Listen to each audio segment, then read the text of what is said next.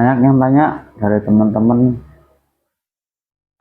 kenapa keluar, kenapa pindah konsep, kenapa memutuskan untuk buka sendiri gitu. Terus terang ada satu hal yang bikin saya nggak tenang dalam jualan ikan. Bukan soal harga, bukan soal sepi, tapi soal gimana penjual memperlakukan ikan sebelum ke tangan pembeli.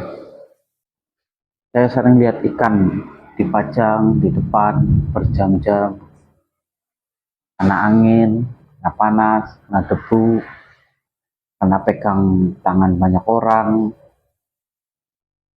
Nah,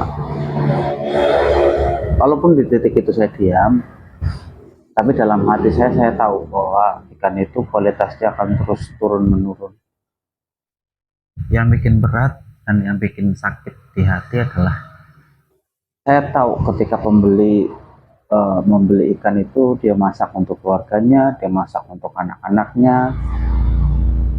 Tapi di sisi lain juga saya tahu bahwa ikan itu kualitasnya semakin lama dipajang di suhu ruang, kualitasnya akan semakin turun, semakin mungkin secara visual akan terlihat bagus, terlihat nggak ada masalah, tapi semakin lama dipajang kualitas ikan pasti akan semakin turun.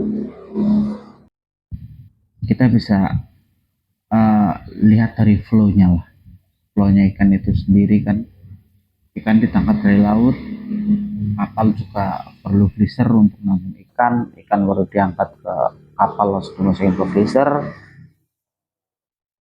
habis itu diantarin ke darat, di darat dikelilingin, disebar ke seluruh Indonesia, di Indonesia dicairin lagi, lalu dipajang lama-lama di suhu ruang. Kira-kira kalian tahu sendirilah kualitas ikan itu akan seperti apa. Itulah alasan mendasar kenapa saya memutuskan untuk keluar. Saya memutuskan untuk ganti konsep usaha, saya memutuskan untuk memberanikan diri untuk jualan sendiri tanpa perlu bayang-bayang orang lain. Saya juga pakai konsep yang berbeda. Di ikan di saya adalah ketika ikan datang, langsung saya bersihkan, langsung saya masukkan freezer. Mungkin by visual tidak terlalu menarik, tidak seperti lapak-lapak pada umumnya.